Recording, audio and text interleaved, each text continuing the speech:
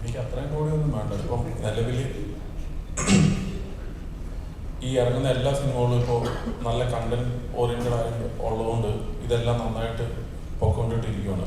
ഇപ്പം ഫെബ്രുവരി നോക്കിയാൽ ഫെബ്രുവരി മുതൽ ഇറങ്ങിയ എല്ലാ സിനിമകളും തന്നെ 50 കോടിക്ക് മുകളിലാണ്. ഒരു 90% സിനിമകൾ അല്ലെങ്കിൽ 95% സിനിമകൾ. മലയാള സിനിമകളെല്ലാം എല്ലാ സ്റ്റേറ്റിലും സ്വീകരിക്കുന്ന ഒരു കാലമാണ്. എനിക്ക് തോന്നുന്നത് നിവിൻ്റെ സിനിമയാണ് പ്രേമമാണ് ഒരു ഔട്ട്സൈഡ് കേരള ഒരു 2 കോടി രൂപ 2.5 കോടി രൂപ ഷെയർ വന്നത്. അതാണ് മലയാള സിനിമയിൽ ഏറ്റവും കൂടുതൽ ഷെയർ വന്ന ഒരു സിനിമ. അതിനുശേഷം ഏറ്റവും കൂടുതൽ ഷെയർ വന്ന പടമാണ് ഇപ്പോൾ മഞ്ഞുമൽ ബോയ്സ്, അല്ലെങ്കിൽ ഇപ്പോൾ പ്രേമലും ഇപ്പോൾ 4-5 കോടി രൂപ ഷെയർ വന്നു. അപ്പം ഇപ്പോൾ തമിഴ് ആയിക്കോട്ടെ തെലുങ്ക് ആയിക്കോട്ടെ ഏറ്റവും കൂടുതൽ ഇപ്പം അവിടെയൊന്നും നല്ല സിനിമകൾ ഇപ്പോൾ ഇറങ്ങുന്നുമില്ല. അത് ഒരു വലിയൊരു കാരണമാണ്. അപ്പം ഇപ്പം നമ്മൾ തന്നെ നാളെ ഈ സിനിമ ഇറങ്ങുമ്പോൾ അത്രയും സ്റ്റേഷൻസാണ് കിട്ടിയിരിക്കുന്നത്, തിയേറ്ററുകൾ കിട്ടിയിട്ടുണ്ട്. കാരണം ഒരു സിനിമ നല്ലതാണെങ്കിൽ മാക്സിമം കളക്ഷൻ കിട്ടാനുള്ള എല്ലാ കാര്യമുണ്ട്. അതുകൊണ്ടിട്ട് ഇപ്പോൾ ഒരു 100 കോടി എന്ന് പറയുന്നത് ഒരു അസാധ്യമായ കാര്യമല്ല. ഒരു പടം നല്ലതാണെങ്കിൽ 100 കോടി ഫാസ്റ്റായിട്ട് വന്നുകൊണ്ടിട്ടിരിക്കും. ഇപ്പോൾ ആടുജീവിതം പോലെയുള്ളൊരു സിനിമ അതുപോലും എത്ര പെട്ടെന്നാണ് 100 കോടി 150 കോടിയിലേക്ക് വരുന്നത്. സോ അങ്ങനെ ഓഡിയൻസെ മാറിക്കഴിഞ്ഞു. ഇപ്പോൾ ആളുകൾ സ്പെൻഡിങ് മൂഡിലാണ് ചിലവഴിക്കാന്നുള്ള കാര്യം. അപ്പം ഇവൻ തന്നെ പറഞ്ഞാൽ നമ്മൾ ടൈമിങ് ഡ്യൂറേഷൻ ഇച്ചിരി കൂട്ടി വെച്ചേക്കാന്ന് പറഞ്ഞു. കാരണം എന്താണെന്ന് വെച്ചാൽ പുറത്ത് ഭയങ്കര ചൂടായതുകൊണ്ടാണ് അകത്ത് AC യിലാണെങ്കിലും വന്നിരുന്നോട്ടെന്ന് ഓർത്ത് എങ്ങനെയെങ്കിലും വിചാരിച്ച് സിനിമ കാണുക എന്നുള്ള ഉദ്ദേശത്തിലാണ് ഞങ്ങളൊരു 10 മിനിറ്റ് കൂട്ടിയില്ല, 2:30-ക്ക് തീർക്കാവുന്നതാണ്.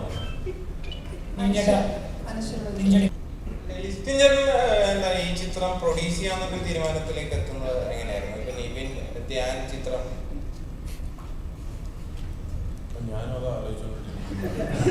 കാരണം ഇത്രയും ഫുൾ റിസ്കിൽ ഇപ്പം ഞാൻ ഇത്രയും സിനിമകൾ നിർമ്മിച്ചിട്ടുണ്ട്. പക്ഷേ ഞാൻ ആദ്യമായിട്ടാണ് ഫുൾ റിസ്കിൽ ഒരു സിനിമ ഇറക്കുന്നത്. അപ്പോൾ ഇതിൻ്റെ ഒരു അവസ്ഥ എന്താകുമെന്ന് ഞാനിങ്ങനെ കുറേ ദിവസങ്ങളായിട്ട് ഭാര്യ അതുകൊണ്ടിട്ട് എൻ്റെ കൂടെ നിൽക്കാതെ വീട്ടിന് ടൂർ പോയേക്കാണ്. കാരണം നമ്മുടെ ഈ ടെൻഷൻസൊക്കെ ഇവൻ കണ്ടുകൊണ്ട് ആണെന്ന് തോന്നുന്നു. കാരണം ഒരു സിനിമ ഇറക്കിയിട്ടിട്ട് അതിൻ്റെ കാര്യങ്ങൾ പോലും പുറത്തേക്ക് വിടുന്നില്ല. അതുപോലെ ഇന്നലെ ഞങ്ങളെല്ലാം നിർബന്ധിച്ചിട്ടാണ് ലിജോ വിടുന്നത്. കാരണം അപ്പോൾ അതിൻ്റെ സസ്പെൻസ് പോകും. ഞാൻ ചോദിച്ചാൽ 1-ാം തീയതി ഇറങ്ങുന്നത് ഓൾറെഡി പോകുമല്ലോ, അപ്പോൾ 2 ദിവസം മുമ്പ് പോയാൽ എന്താ കുഴപ്പമിരിക്കുന്നത്?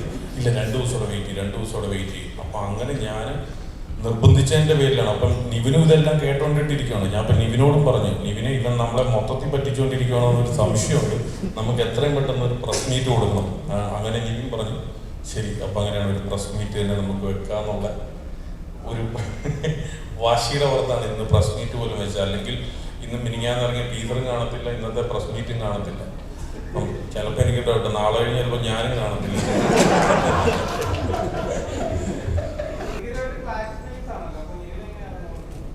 അല്ല, നടികനായിട്ട് ക്ലാസ് റിലീസ് അല്ലല്ലോ, അത് 3-ാം തീയതി, ഇത് 1-ാം തീയതി. അതിലാണ് ആദ്യം വെച്ചത്. ടൊവിനോയുടെ അടുത്ത സിനിമ ഞാനാണ് നിർമ്മിക്കുന്നത്, എൻ്റെ അടുത്ത ഇറങ്ങുന്നത്. അപ്പം ഉറപ്പായിട്ട് അതും വിജയിക്കണമല്ലോ.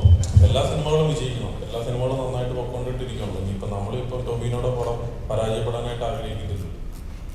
അപ്പോൾ ആ വാശിയാണ്. ഇപ്പോൾ ഒരേ സമയം തന്നെ പ്രേമലും ഇറങ്ങി, അന്വേഷിപ്പിങ്ങണ്ടത്ത് ഇറങ്ങി, പ്രമേയം ഇറങ്ങി, മഞ്ഞുമൽ ബോയ്സ് ഇറങ്ങി. എല്ലാ പടവും ഹിറ്റാണ്. ഇവിടെ അതിന് അത്രയും സ്പേസ് ഉണ്ട്. 100-800ഓളം തിയേറ്ററുകളുണ്ട്, സ്ക്രീനുകളുണ്ട്. നമുക്ക് അതിൻ്റെ അകത്ത് 10-200 സ്ക്രീനുകൾ നമ്മൾ ഉപയോഗിക്കുന്നുണ്ട്, ബാക്കി മറ്റുള്ളവർക്ക് ഉപയോഗിക്കാനായിട്ടുള്ളതാണ്. അപ്പോൾ അതുകൊണ്ടിട്ട് എല്ലാ സിനിമകളും ഹിറ്റാണ്. അപ്പോഴേ കോമ്പറ്റീഷൻ വരുമ്പോഴേ നമുക്ക് വീണ്ടും ഇത് ചെയ്യാനായിട്ട് പറ്റുള്ളൂ, പുതിയ പടങ്ങൾ എടുക്കാനായിട്ട് പറ്റുള്ളൂ. എനിവേ ഈ പ്രസ് മീറ്റിൽ വളരെയധികം സന്തോഷം. ലിജോ പറഞ്ഞതുപോലെ എന്നല്ല, ഈ പടത്തിൽ ഒത്തിരി നല്ല കാര്യങ്ങളുള്ള ഒരു നല്ല അഭിമാനിക്കാൻ പറ്റുന്ന, ഇപ്പം എൻ്റെ പാൻഡ്രായ മാജിക് ഫ്രെയിംസിന് പോലും അഭിമാനിക്കാൻ പറ്റുന്ന ഒരു സിനിമയായിരിക്കും. ഒരു ആത്മസംതൃപ്തി നൽകുന്ന ഒരു സിനിമയായിരിക്കും.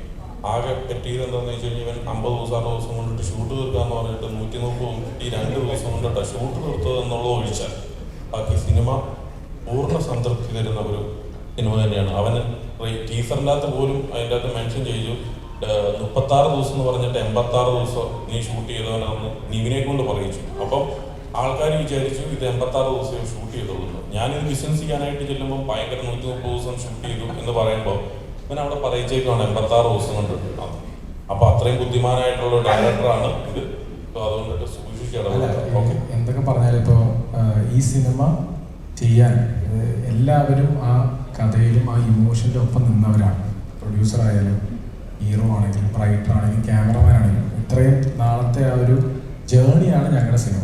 അല്ലാതെ നമ്മൾ നേരത്തെ പറഞ്ഞതുപോലെ ക്ലാസ് റിലീസിനൊന്നും ഒരുക്കാതെ നമ്മളെല്ലാവർക്കും വളരെ സ്പേസ് കൊടുത്തത്, നമ്മൾ അവർക്കും വിഷ് ചെയ്തിട്ടാണ് ഞാൻ തുടങ്ങിയത് പോലും. അപ്പോൾ ഈ സിനിമ നാളെ നിങ്ങളുടെ മുമ്പിൽ എന്ന് വെച്ച പ്രസ് മീറ്റിൻ്റെ ഒറ്റ ഉദ്ദേശമുള്ളൂ, ബുധനാഴ്ച ആണ് നമ്മുടെ മലയാള സിനിമ, മലയാളി ഫ്രം ഇന്ത്യ ആണ്. എല്ലാ മലയാള സിനിമയ്ക്കും നമ്മൾ കൊടുത്ത സ്വീകാര്യതയും അത് വളരെ ഇമോഷണലി നിങ്ങളോട് അഭ്യർത്ഥിക്കുകയാണ്, പ്രാർത്ഥിക്കുകയാണ്.